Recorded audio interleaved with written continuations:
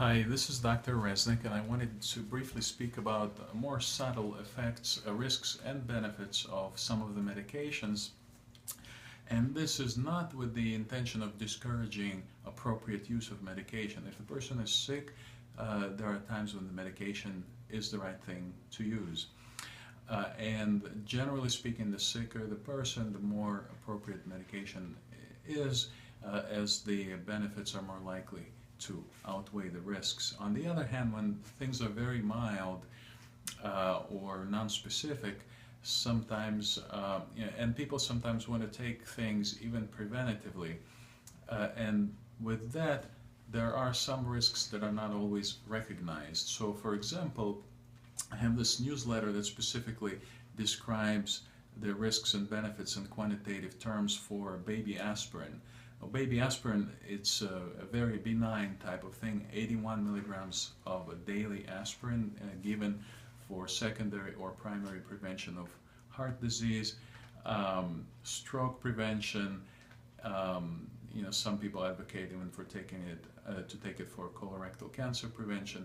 The risks, though, and the benefits are very small, and there are also very small risks. So to quantify it, for instance, so it says using aspirin, baby aspirin, in 1,000 55-year-old men. So if you give it to 1,000 men who have a 10-year cardiovascular risk of 15%, so 1,000 men who are not just your healthy 55-year-olds, but to have a 15% 10-year risk of cardiovascular disease, you have to be a smoker or have hypertension and diabetes, some health problems that are known to significantly increase your cardiovascular risk. Normal cardiovascular risk, I don't have the time now to look at the calculator, but it'll probably be around like 3% or something like that.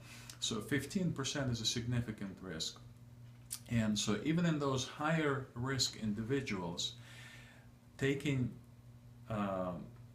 the baby aspirin will prevent 36 heart attacks and strokes, together combined 36 heart attacks and strokes out of 1,000 people who are taking it, and 12 cases of colorectal cancer. So it seems like a significant thing.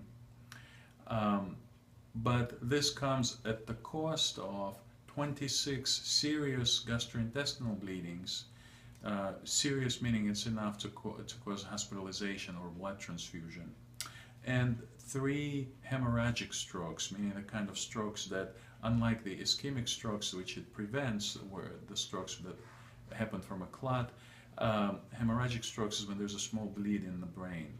So it'll cause 26 serious gastrointestinal bleedings and 3 hemorrhagic strokes over their lifetime. So over the use, so you have those 55-year-old men, you give them baby aspirin and have them use it for the average the rest of their lifetime. That's statistically calculated. And you'll have 36 less strokes and heart attacks, 12 less colorectal cancer, but 26 more major bleeds and 3 more hemorrhagic strokes, small bleed in the brain causing a stroke.